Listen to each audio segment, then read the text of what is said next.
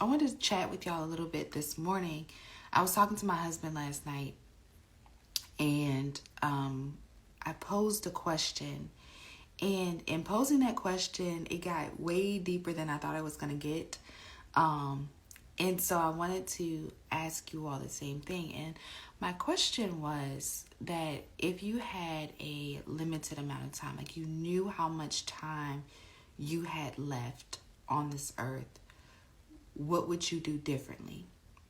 And he answered his, I answered mine, and we had different things that we would do. But the one thing that we both realized from that question of if you had a limited amount of time, what would you do, is that there is no reason to not be doing these things. For those of us who don't really know the amount of time that we have left here, we should be seeking God, doing the things that we need to do, being with our family, doing the things that we need to do with our friends without hesitation, and just doing the things that we know we are supposed to do, right?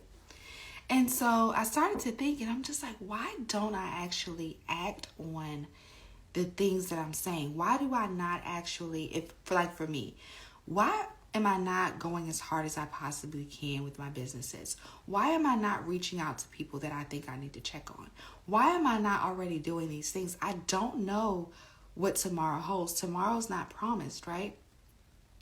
And so I want to challenge you all to do the same. Think about it. What are some things that you would do?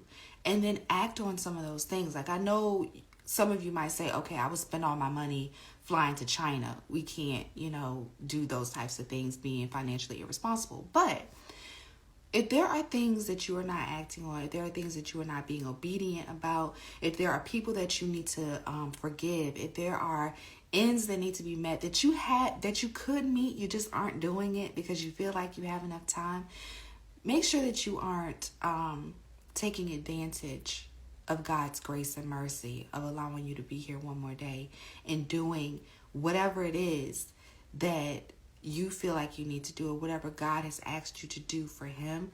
Be willing to carry those things out. Because when I was in the reflection with my husband and answering this question, and we were discussing this, I started to realize that a lot of the reason that I don't act is because I'm I'm spoiled. I expect God to leave me here.